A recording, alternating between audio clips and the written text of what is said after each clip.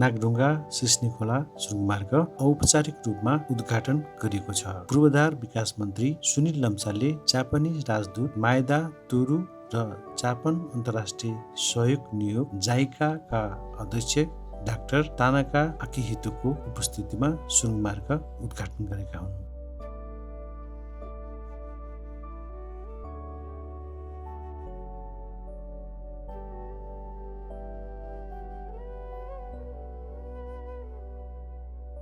आयोजनाका उपनिर्देशक सञ्जय पन्थीका अनुसार सुरुङमार्ग तत्काल सबै सवारी साधनका लागि खुला गरिने छैन।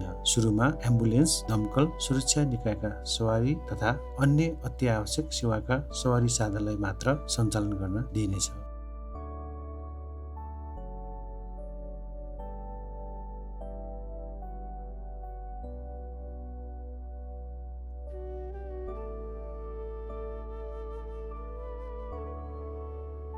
करिब 3 महिनासम्म परीक्षणकाल ट्रायल अपरेटिङ पिरियड सञ्चालन गरी सुरक्षा र ट्राफिक व्यवस्थापनको मूल्याङ्कनपछि अन्य सवारी साधनलाई चरणबद्ध रूपमा प्रवेश दिइनेछ।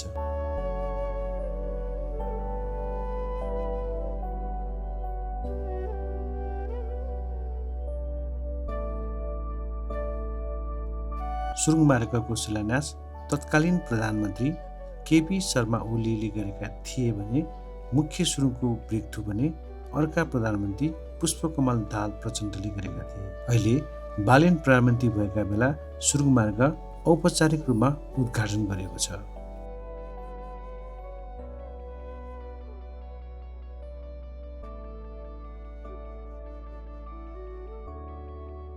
मिनी बस, ट्रक र ट्रिपरले काठमाडौँ आउँदा 115 रुपियाँ र बाहिरिँदा 80 रुपियाँ शुल्क तिर्नुपर्नेछ। मिनी बस, ट्रक र ट्रिपरले काठमाडौँ आउँदा 115 रुपियाँ र बाहिरिँदा 80 रुपियाँ शुल्क तिर्नुपर्नेछ।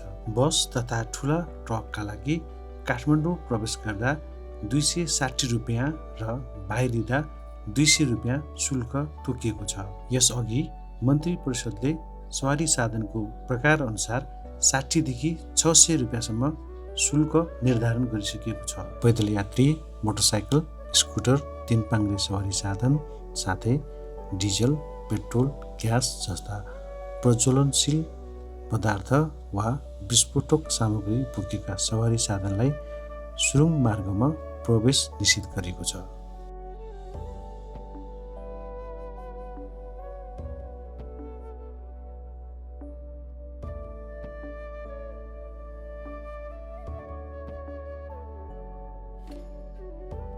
सुरुङ मार्ग काठमाडौँको चन्द्रगिरी नगरपालिका 1 दहचोक टोटी पाखाबाट सुरु भई धादिङको धुनीबेसी नगरपालिका स्थित सिस्नीखोलामा पुगेर टुङ्गिन्छ।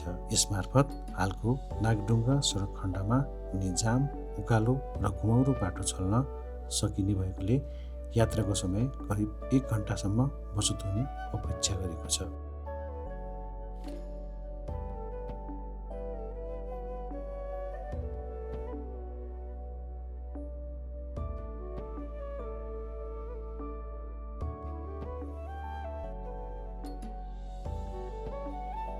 आयोजना निर्माणका लागि जापान सरकारले सहुलियत ऋण र नेपाल सरकारको लगानी गरी करिब 25 अर्ब रुपियाँ खर्च भएको छ।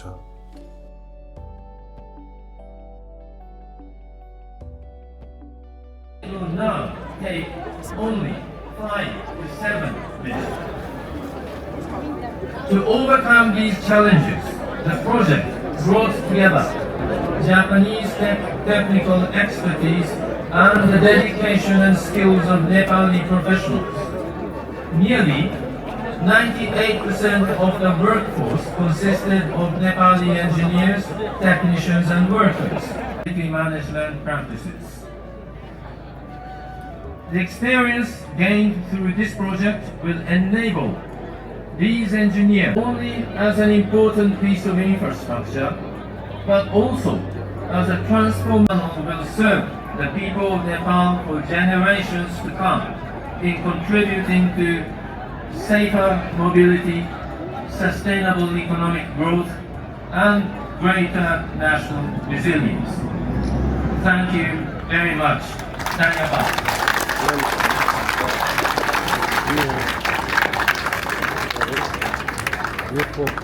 Thank you for your gracious remarks and for your warm wishes and for JICA's unwavering commitment to Nepal's development. May I also take the honor in inviting His Excellency Ambassador Extraordinary and Plenipotentiary Mr. Maeda Torusan for his kind remarks. Honorable Secretary of the Ministry of Infrastructure Development, Dr. Atana Patiko, President of JICA, distinguished guests from Nepal and Japan, Member of Parliaments, mayors, and honorable contractor and engineer and workers. Ladies and gentlemen, good morning, namaste. It is a great honor for me to be with you today as we celebrate the completion of the Nagdunga Tunnel, which I believe is a true milestone in the country's infrastructure history. This inauguration is all the more meaningful as it falls in the year Japan and Nepal celebrate the 70th anniversary of its diplomatic relations.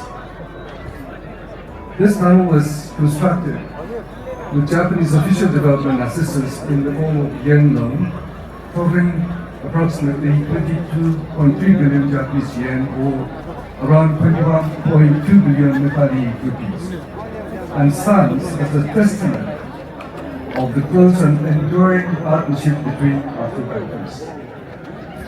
On behalf of the government and people of Japan, I extend my heartfelt congratulations. The Nagdunga Tunnel, as Nepal's first mountain road tunnel, marks a new chapter in the nation's infrastructure history.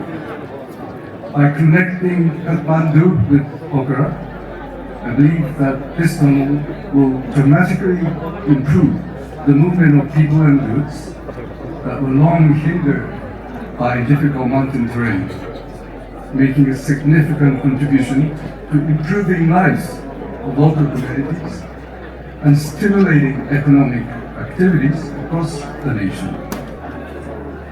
During construction, the project faced extraordinary challenges, including significant ground movement caused by the ever-active geology of the Himalayas, as well as severe slope failures near the western plateau caused by heavy rainfall. Time and again, these obstacles tested the limits of what was thought possible. Nevertheless, challenges were overcome by one, drawing on expertise accumulated in Japan through constructing and maintaining more than 15,000 tunnels across the country, and working hand in hand with Nepali engineers and workers.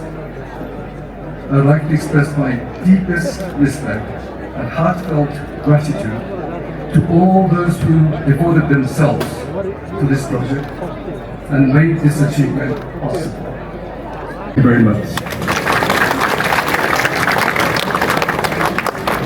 नेपालको पहिलो आधुनिक यातायात सुरुङमार्गको रूपमा रहेको नागडुङ्गा सिस्नेखोला सुरुङमार्गको औपचारिक उद्घाटनसँगै मुलुकको सडक यातायात क्षेत्रमा नयाँ युगको सुरुवात भएको छ।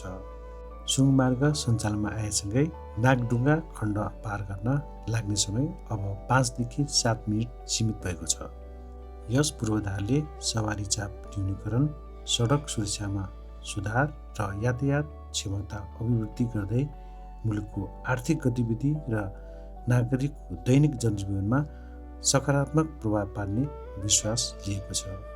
यसै सफलतालाई जग मानेर आगामी दिनहरूमा सुरुङ मार्गको आयोजना, निर्माण, सञ्चालन र मर्मत सम्हारमा नेपालको क्षमता अभिवृद्धि गर्न दुई देशबीच नयाँ प्राविधिक सहयोग कार्यक्रम समेत सुरु हुने भएको छ। यो सुरुङ मार्गले नेपालको सुरक्षित आगमन, दिगो आर्थिक वृद्धि र राष्ट्रिय उत्थानशीलतामा युगौँसम्म योगदान पुर्याउने अपेक्षा गरेको छ। जस्तै पूर्व पश्चिम राजमार्ग हाइवे भन्ने बित्तिकै हामी महेन्द्र राजालाई सम्झिन्छौँ, धरहरा भन्ने बित्तिकै हामी भिन्जिङ थापालाई सम्झिन्छौँ। यो पहिलो सुरुङ मार्ग भन्ने बित्तिकै झट्ट हामी कसलाई सम्झिन्छौँ? अहिले त त्यही बाल्नु सानै हो। मैले पनि न्युजमा आएको कुरा हेरेँ हो, त्यो शिलान्यास अवलोकनमा भेट्यो कि भेटिएन? मैले देखिनँ। शिलान्यासको जुन उहाँको केपी ओलीले शिलान्यासबाट हटायो भने त्यो गलत छ, किनभने सुरुबाट सुरु हुँदै गर्छ। पहिलाको सरकारहरू पहिलाको जिम्मेवार नेताहरूलाई चाहिँ त्यसको श्रेय दिनुपर्छ र यो सरकारले यसबाट सिकेर अब छिटोभन्दा छिटो उहाँले पनि यसलाई चाहिँ सुरु मार्गलाई चाहिँ डेभलप गरेर अरू ठाउँमा जानुपर्छ।